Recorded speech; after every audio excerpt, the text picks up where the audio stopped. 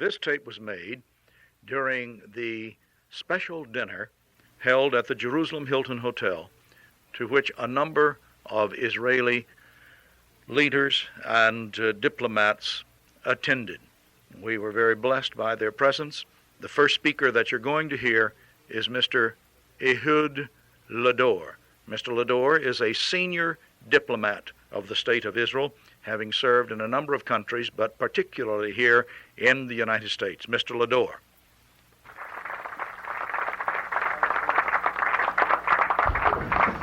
Thank you very much, ladies and gentlemen. For me, these evenings, which we are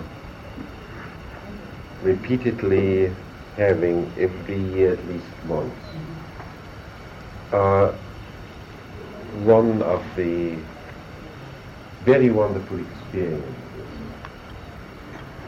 To renew friendship with our very good friends, to be able to remember the exciting time we spent in the United States, in the Houston area, Texas, and at an earlier stage in the Chicago area, and seeing how our friends in the United States, Israel's friends in the United States, are something which we not only appreciate, but we have somehow very warm feeling thinking about you and being able to remember that you in difficult days and in stormy days are with us, and that gives us a lot of encouragement for what we intend to do in this little country. I understand this time you also had experience seeing our little country, and I truly hope that you enjoyed it. I understand also that the problems which we do face became familiar with you in this very little remark I heard before, to be a contributor to the mutual fund gave me the understanding that you very well understand what our weak point at this particular moment is. But I'd like to give you one little help once you go back to the United States and somebody is going to ask you what the position is in Israel, the economic position, and then you should tell them that you met a guy in Israel, and he told you, after being asked, tell me, how is it possible to make a living in Israel, and how do you manage with a 400 or 500% inflation? How is this possible? And I can tell you out of my personal experience it is possible. How do I do it? And I repeat it and I tell you so that you can tell others how one does it. I'm making $600 a month. My overdraft is $200. And the rest I put in the savings account. So that is what I wanted to give you as a little message to your friends in the United States. We Israelis managed quite well, in spite of the little problems and the big problems we have. Now, I would not try to say very much more, because I know that you're going to have an address by our very good friend Harry Horowitz. And if I remember well, last year, although I'm an Israeli, I was excited and delighted to what he had to tell us. So at the end, let me wish you the continuation of a very successful visit, we hope. Come again and know that we really do appreciate your friendship. Thank you very much.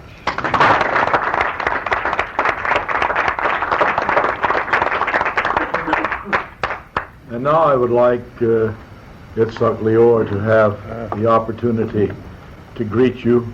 I told you a bit about him before the dinner this evening, and what an important role Yitzhak and Amalia played in our ministry assignment, how close they have become to us, and it's a pleasure having them here. He will not tell you too much about himself, but I recall a story that he related to us of having to race back into the country during a time of war and climb into a tank that he was to command and sit in the blood of the man who had commanded it just before him. He suffered quite a wound, and I have told him before that he's a real miracle, that had he not had his mouth open, he wouldn't be with us tonight, but God wasn't through with him yet. And that lovely beard covers a massive scar where at the right time he had his mouth open and a large piece of shrapnel entered it and came out through his cheek without tearing the side of his face off. So we're pleased that God spared him and that he's not through with him yet, and that Yitzhak and Amalia can be with us tonight.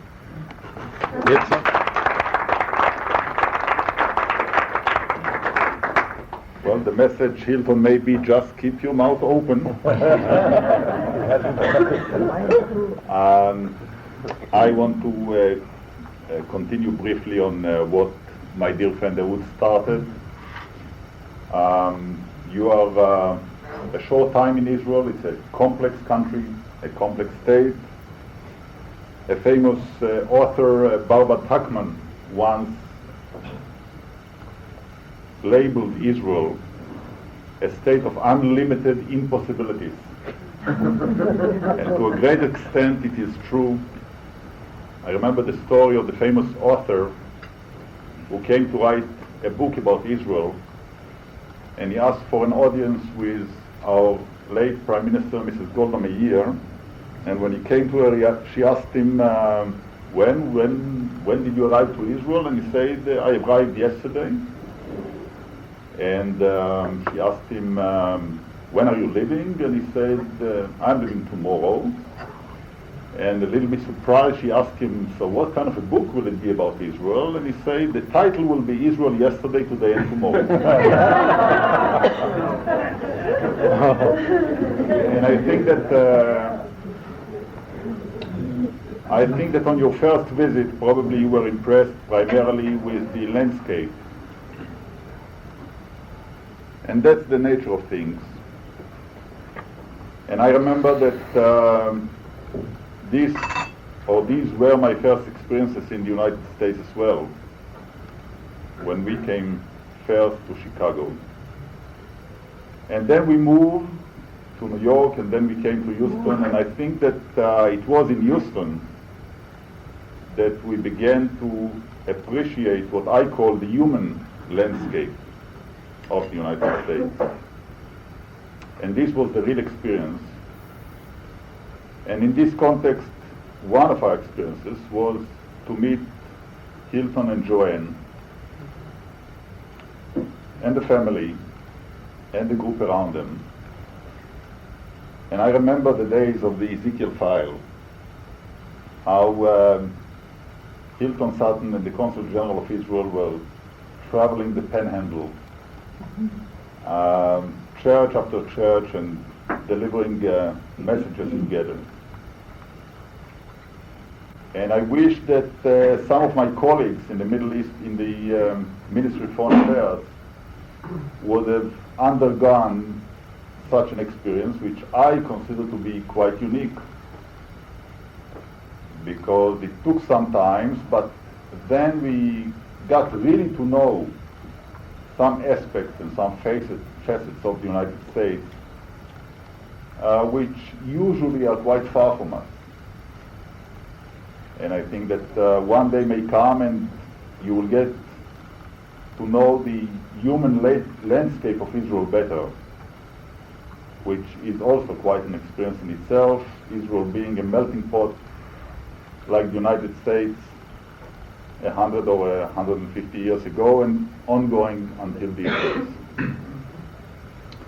So I don't want to take more time from Harry Horowitz, and I will just join Ehud again and welcome you and tell you how much myself and my wife Amalia are always happy to be with Hilton, Joanne, and his people. And we really feel as part of the family. So do come again.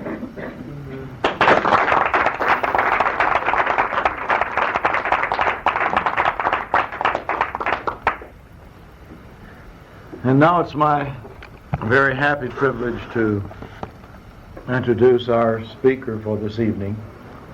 As we have introduced him earlier, Mr. Harry Horowitz, advisor to the Prime Minister, one who has come to Israel from South Africa, where he played a very, very important role within the Jewish community of Johannesburg and within that nation, brought here by men in the government who felt they needed his expertise.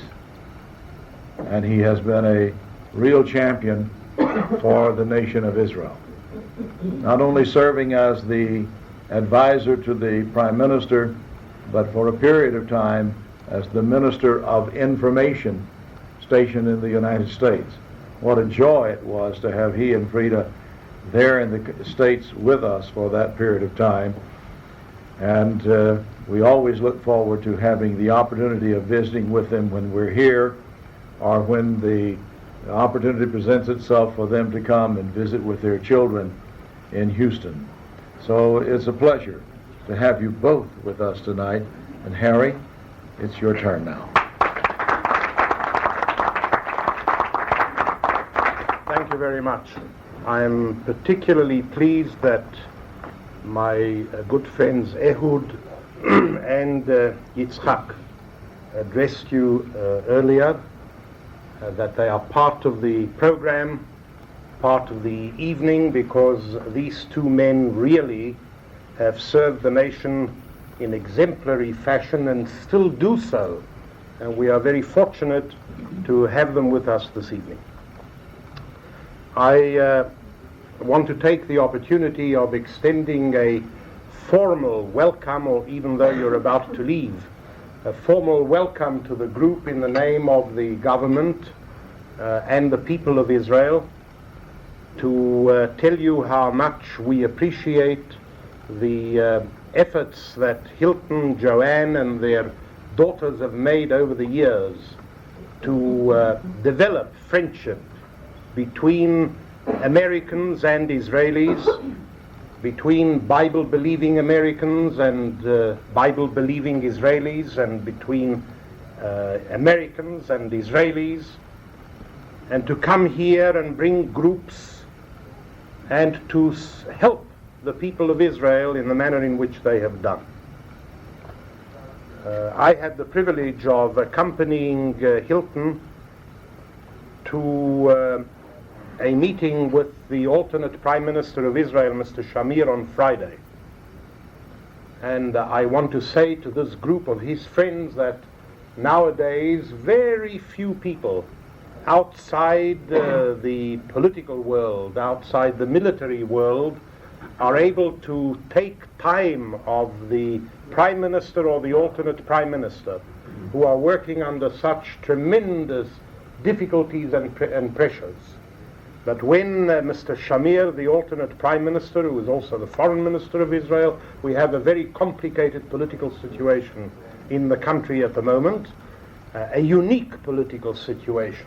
We have a government of national unity in which the two major parties constitute a coalition, and we have a prime minister and an alternate prime minister who will change around in October 1986 according to an agreement.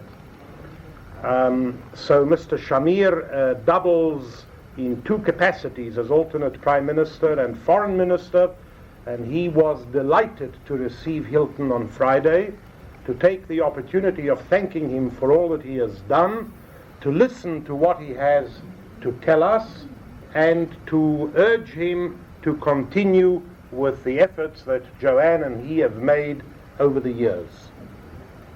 I understand also that the Army of Israel laid on special maneuvers for this group. That's Hilton's accomplishment. We had nothing to do with it. It's not clear to me how they knew on which day he would arrive there, but he has his ways of doing it. I want to add a practical note that the very fact that you come to us is of great importance, not only morally but economically, because tourism is one of the great exports of Israel, the great dollar earners of Israel, and I'm very happy to advise you that this year was a record-breaking year. We reached 1.1 million tourists in the past 12 months, and the expectation is that in the year 1985 we shall reach 1.5 million. And this is due to people like you and to the groups that come from the United States, from Europe, from all over the world. I can only say to you that here in Jerusalem it has been impossible to get hotel accommodation these past 3-4 months. And we are delighted that this is the situation. You've also chosen a particularly wonderful period to be here, not only climatically. Frida and I came to this function directly from another, in which we were privileged to participate, the groundbreaking ceremony of a new museum that is coming to be built in Jerusalem, near the National Museum, near the Shrine of the Book, and it is to be called the Bible Lands Museum, Jerusalem. We are told that the collection that will be housed in that museum is absolutely unique. And Mayor Teddy Kolik, who raves about Jerusalem generally, was in a doubly raving mood this afternoon when he spoke about the prospect of this singular exhibition of the Bible lands going back almost to the beginning, to the dawn of history, being housed here in Jerusalem, right next door to the Shrine of the Book and the entrance to the National Museum of Israel. The sponsor of the museum and the owner of the collection indicated that the purpose was not to teach the Bible to anybody, but to strengthen the belief of those who believe in the Bible by revealing the sources and the origins and the examples and the proofs of the period that we all speak about and pay tribute to. You were also here during the festival of Shavuot, Pentecost, which is traditionally the birthday of King David, and the day on which at Mount Sinai the 10 Commandments were given to the children of Israel by God Almighty. The moment in time when the moral code was handed down, which has enriched all mankind since then. And you were here to celebrate it with us. You may have noticed the vacation. It's a national religious holiday, celebrated in very great fashion and as a constant reminder that we are a very ancient people. You who know the Bible know that the episode of giving the commandments to the people of Israel occurred during their march out of Egypt to the Promised Land, and that we are celebrating an event that occurred 3,500 years ago as we were moving into the Promised Land. As I said on previous occasions, we're here a long time. We have long historic associations with this land and claims that go back to the dawn of history. And last week we celebrated an event which is new in the calendar, Jerusalem Day, marking the anniversary of the liberation and unification of Jerusalem 18 years ago. This was a divided city. There were barriers here dividing a street.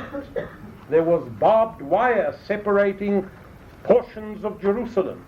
Jerusalem was a smallish city up to 1967. Today it is the largest and most populated city in Israel. It has 450,000 people, of whom 60% came here since 1967. The majority of the citizens of Israel, and certainly the young generation, don't know of a time when Jerusalem was a divided city. They know only the time of a united city. And on that day there were many festivities. And Frida and I attended a ceremony at which a new archaeological dig was unveiled or revealed. The archaeological dig of the city of David. The city that David had established as the capital of his kingdom has been excavated these past 3-4 years, and portions of it going down to 25 strata were revealed and opened to the public 10 days ago on Jerusalem Day. A further proof, if proof is needed, of our presence and association with a city and with a land going back to 3,000 years ago, when King David proclaimed this city, that place, the capital of his kingdom. So Hilton and Joanne, next time you come to Jerusalem, you have a date to go and see the city of David, which is the new exciting experience here in the city of Jerusalem. Just one more word. We have entered the 19th year of our administration of a united Jerusalem since 1967. For those who don't believe in biblical rights, there are people who say that in the modern era, in the year 1985, we cannot award title to an area, to a land, or to a city on the basis of biblical times. We need some modern evidence. And what is the modern evidence? The period of presence of a people in a particular area. So I have news for you, that as of this year, the administration of the people of Israel in Jerusalem will be a longer period of time than the previous Jordanian administration in the city of Jerusalem, in the old parts of Jerusalem. And therefore, in addition to the biblical and the historic, we also have the very common modern concept of presence and possession being 9 parts of the law. Unless, of course, there are double standards applying again. We live in a period in which there are double standards, that the presence of one people in Jerusalem is viewed with favor, while the presence of the other people, of the Jewish people in Jerusalem, is viewed with criticism by many, including, I have to say with regret, our great friend, the United States of America, which to this day does not recognize Jerusalem as the capital of the State of Israel.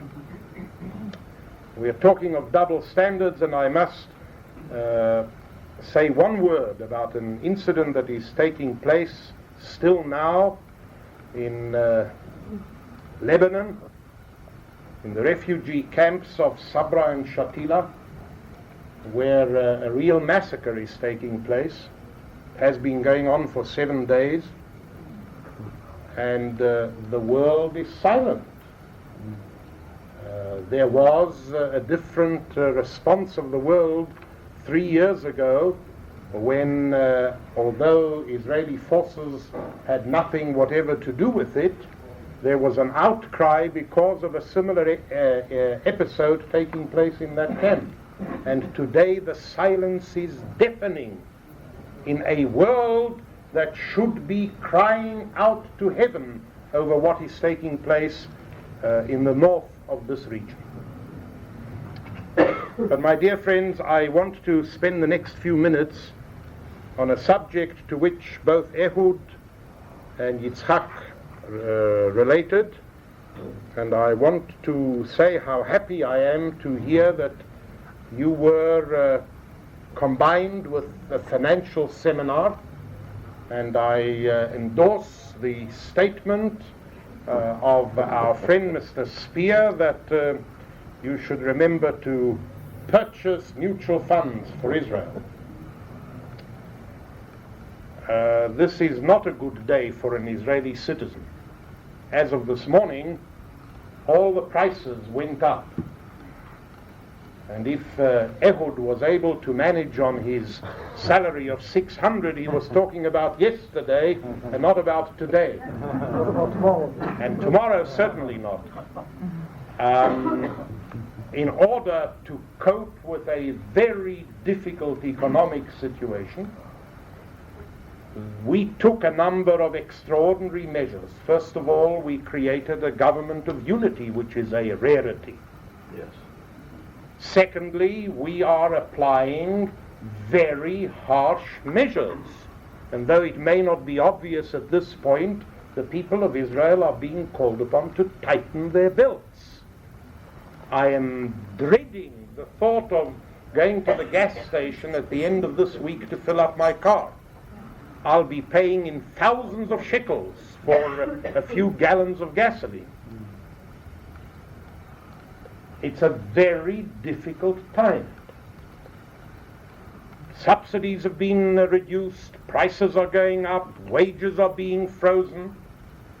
There will be an inducement to some extent of unemployment, which we have shunned all the years, because Israel is not like any other country in the world.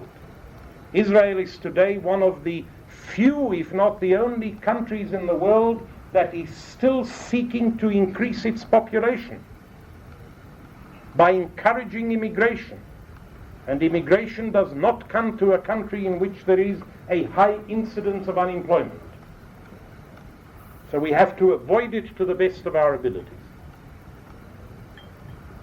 But I would ask you, when you go back to the United States, to tell your friends that indeed the Israelis are taking these difficult, harsh, belt-tightening measures to cope with the economic situation, because there seems to be a wrong impression in some American circles that we are gliding along, not doing anything about the economy, while there is a call for additional economic aid and assistance from the United States of America.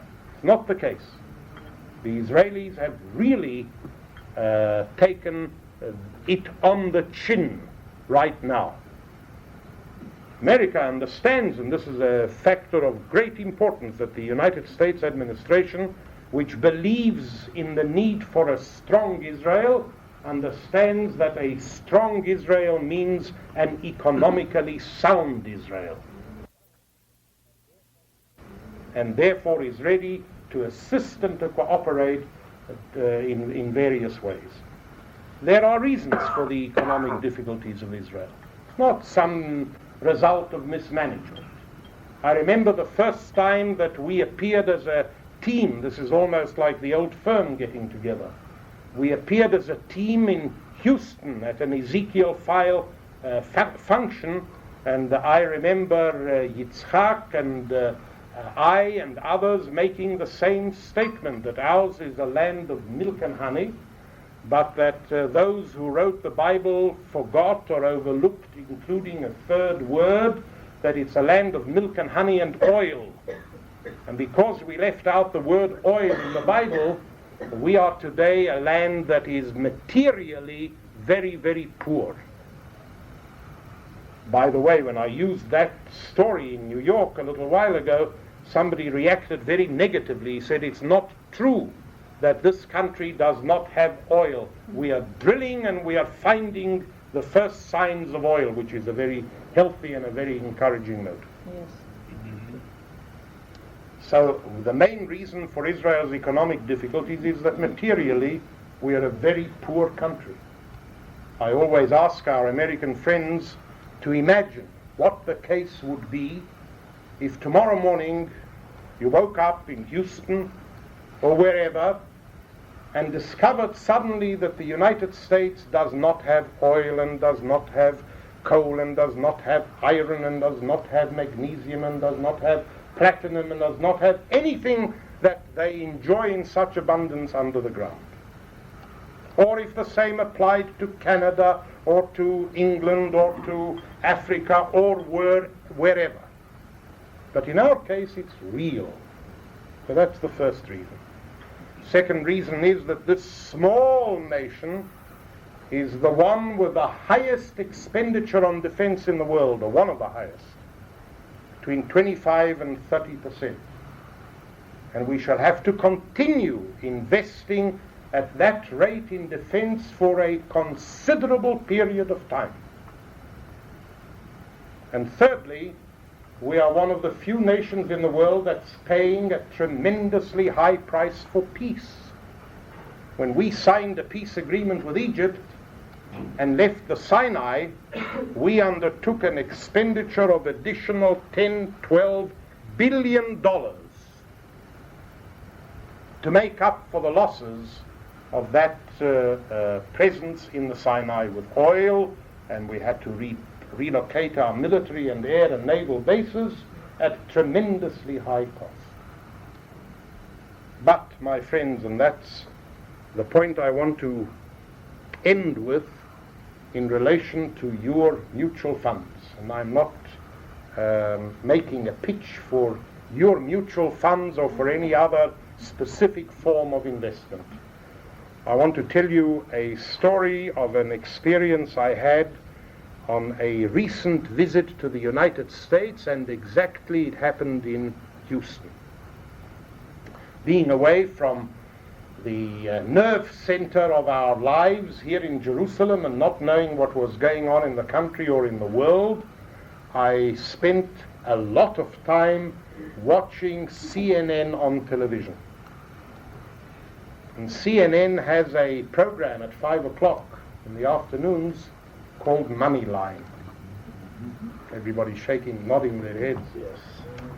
And I have never seen such a program, and a gentleman, a commentator, I think his name is Kendall, comes onto the screen and says, I have an expert with me who is going to discuss the stock market. And the gentleman is asked what he thinks of the stock market, and he says, you know, that usually I am bullish, but I am getting a little worried. I think we are exaggerating our own situation. We ought to be very careful, and we ought to watch our stocks more scrupulously. So says the commentator, and what are your recommendations? And he says, I normally recommend high technology stocks, but I carefully avoid the large corporations and have always advised the medium-sized companies. So he said, would you care to make any specific suggestions? And he said, yes, with pleasure. The only stocks that I'm really ready to recommend are Israeli high technology stocks quoted on the American exchange. Says the commentator, and what would you care to name names? And he named names. Now I'm sitting there in the room, an Israeli, worried about the economy in my country, listening to an American commentator telling an American audience that they ought to be careful about their stock market, and the best advice he can give them is to invest in Israeli high technology stocks. Yes, my friends, this is the great change and the miracle, economic miracle, that seems to be shaping up over here. I said that we have no raw materials, we have no natural resources under the ground. We do have a natural resource above the ground. We have a quality of human being that is able to compete on a world market in an area where raw materials is not the key, but brain power is the key. And therefore Israel has become one of the leaders in high technology in the world. Therefore Israel, with the United States and Japan, are leading in medical electronics, in optics, in other areas of high technology. By the way, this commentator asked the expert, explain to the audience why it is that Israel has become a leader in high technology. And his answer was, I think that the Israelis ought to build a monument to General Charles de Gaulle of France. He said, why de Gaulle of France? Now you're confusing me altogether. And his reply was, when de Gaulle embargoed arms intended for delivery to Israel, he obliged the Israel nation to develop their own highly sophisticated arms industry, and as a spin-off from that arms industry, they have become leaders in high technology in the world. So you know that today 10% of all the CAT scan machines in use in American hospitals come from here. 1 in 4 laser beam surgical units in use in American hospitals come from here. Israel is considered the leader in world communities in regard to areas of agriculture, particularly irrigation. Israel is certainly the leader in solar energy in the world. So we believe that given time, and this is the sensitive period, given time, we may now be, not maybe, we are on the road, may take another 10, 15 years, to economic independence. And therefore, having achieved political independence and preserved it through 37 years and 6 wars, having achieved a high degree of military security such as the nation has not known since 1948, having built the beginning of a nation which now numbers nearly 4 million Jews, we are in the very critical stage of moving towards economic independence.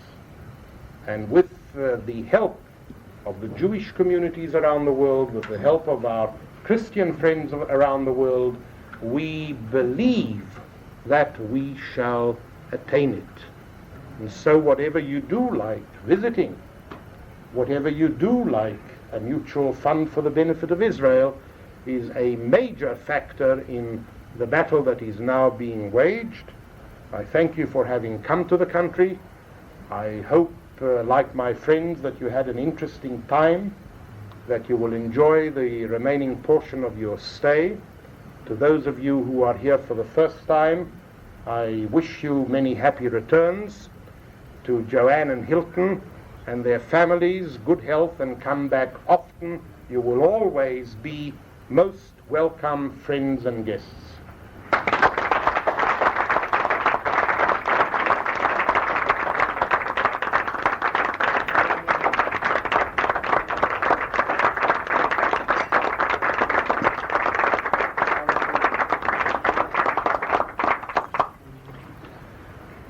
We want to thank Mr. Horowitz for his address this evening and his taking the time to come and be with us.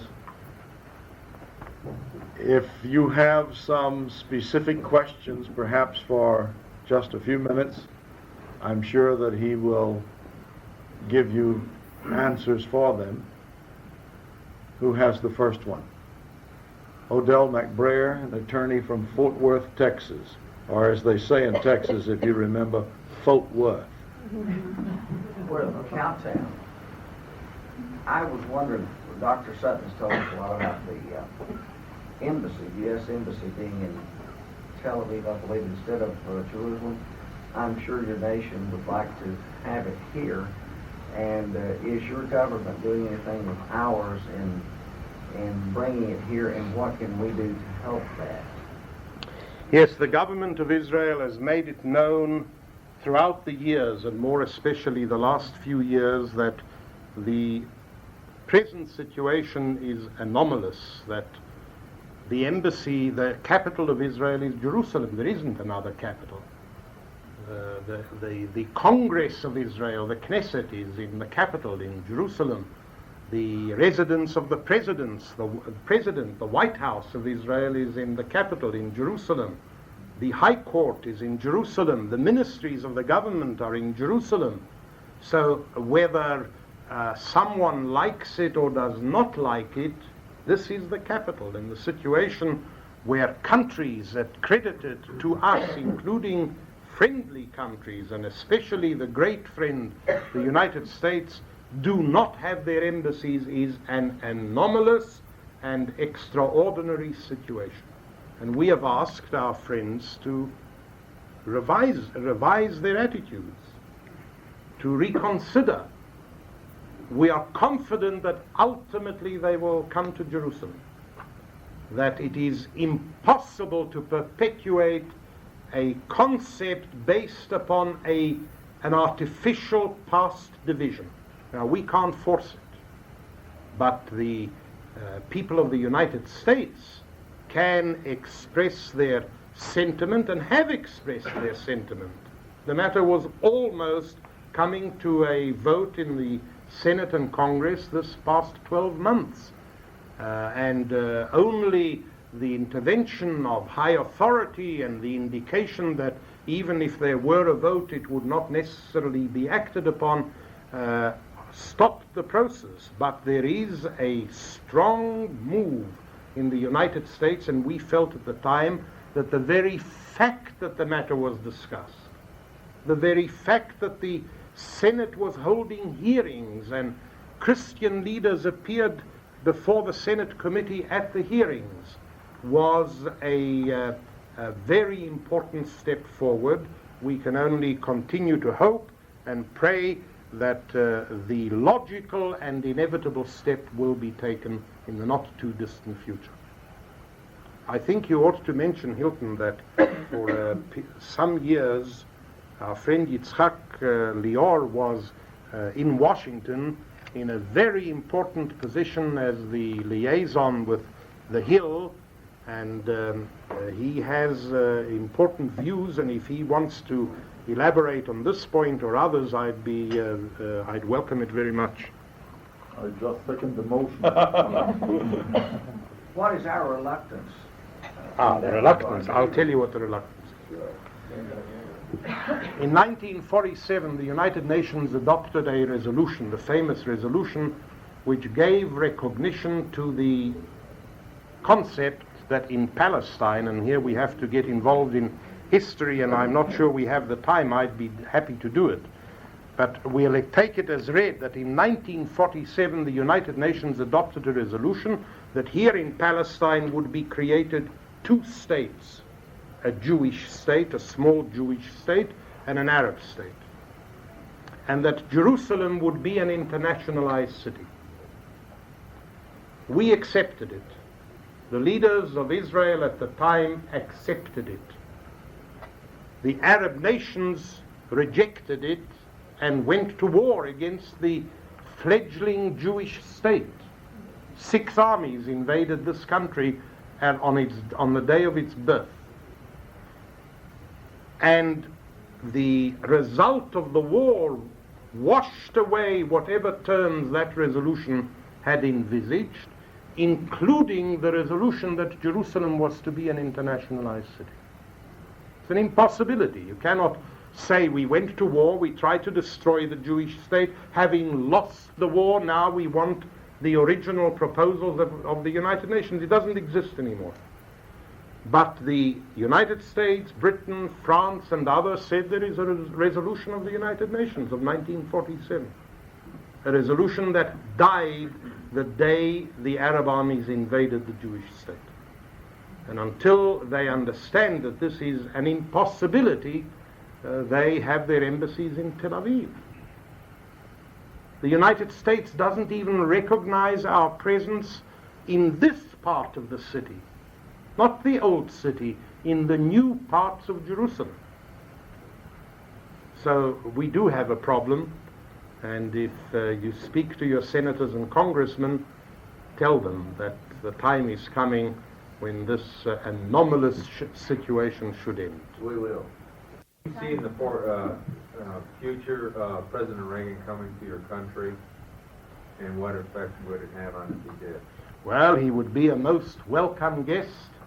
Have found a way of indicating that the things that unite us are more important than any things that divide us, and there is today not only a friendship based on common values, but on common perceptions regarding this whole region, the Middle East, and peace and relations between the United States and Israel. In the last 2 years, the relationship has expressed itself in new dimensions. We have a considerable degree of strategic cooperation between Israel and the United States. Quite an unusual phenomenon. The mightiest nation on earth, the United States, and one of the smallest, which happens to be very strong and powerful in this region, enjoying strategic cooperation. And the United States is doing a great deal in the economic arena. As I indicated, we now have signed a free trade area agreement between Israel and the United States, and as from September, this will be a new dimension in the economy of Israel and the United States, when goods of the two countries will be available duty-free in the alternate sides. From our point of view, it is expected to give a great boost to the industries of Israel and to the export market of Israel.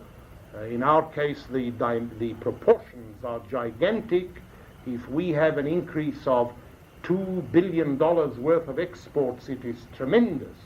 If in the United States there will be an increase of $1 or $1.5 billion, it is still valuable, but not a very significant sum. Nevertheless, it's very important to both countries, and the relationship has reached that level. I am confident that President Reagan would be received with great warmth and appreciation by all the people of Israel if he came here, and we hope that he will. Are there any other questions? I have one more, if I may. Do you have any reason, your nation have any reason to believe that in the foreseeable future, because of political pressures and whatnot, that the United States would ever withdraw our support to the nation of Israel? We hope not. There were moments in the last 5 years when United States administrations took punitive actions against Israel, which on calmer reflection afterwards were found to have been mistaken, and very quickly those punitive measures were reversed. Since you come from Fort Worth, you may know a little more about the matter to which I refer. There was a period when planes destined for Israel on a particular delivery schedule were withheld in that region, and after an interval of several months they were released. No, as long as the United States is a democratic nation, and she is and presumably will always be the leader of the democratic world, and as long as we are a democracy, and we shall always be a democracy because we know no other way and we seek no other way of life and government, these two nations will work together. And therefore we cannot see a time when the United States would change direction in the Middle East. This does not mean that the United States does not also seek to develop friendships in the other part of the Middle East, and we understand it, as long as it is never done at the expense of Israel, parallel with, together with, as for example today the relationship between the United States and Israel, and the United States and Egypt. Egypt has benefited tremendously from the peace treaty with Israel. She has achieved the friendship and the assistance and the cooperation of the United States as a result of that peace agreement. And we are very satisfied and pleased with it. This is not at the expense of Israel. So we are confident that the relationship will continue. Yes, sir. Do you know what group is going to, now that you've pulled out of southern Lebanon, is going to move in there and control that area? And will they be strong enough to keep the PLO out of there and or the Syrians? Maybe Yitzhak would like to deal with that question. Go ahead. You're in France. Huh? Well, it's impossible to know which group will move in, which group will take over. We know one thing, that the government of Lebanon is too weak to control the situation. Our dearest wish is that there will be some symbol of sovereignty in Lebanon. They declare the need to respect the sovereignty and territorial integrity of Lebanon. We have always respected their sovereignty and territorial integrity. But in order to gain that respect, they must exercise sovereignty, and they're incapable of doing it. And it is impossible at this stage to say who will take control. I think that what is taking place in Lebanon today is a national disaster. They are at each other's throats, the Christians and the Muslims and the Shiites and all the other elements within among themselves. This is the continuation of the 10-year civil war, which began long before we ever came into Lebanon. It is a nation that has proved in a decade incapable of existing as a nation, of showing a unity, of showing a cohesiveness, of showing a national character and a national life, and it is a real tragedy. So from our point of view, when our forces leave, we have only one interest. We never had any territorial interests in Lebanon. We never had any political interests in Lebanon to take control of the country. We have only one interest, that Lebanon should not be used as a base for terrorists to attack our population in the north of our country. That's all.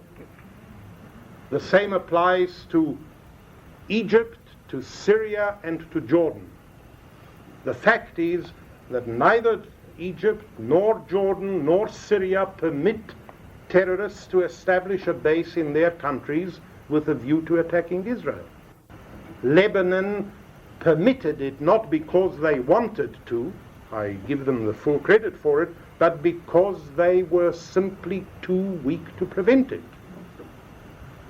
And this is our sole interest in the matter.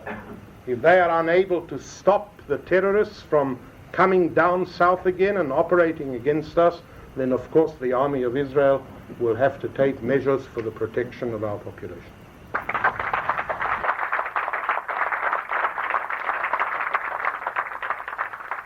I want to thank my dear friends, Mr. Ehud Landau and his dear wife, Itzhak Lior and his wife Amalia, and of course Harry Horowitz and his lovely wife Frida, for coming to our fair this evening, representing the State of Israel, opening their hearts to you, and letting you in on some of the things that they feel in relationship to you and the United States.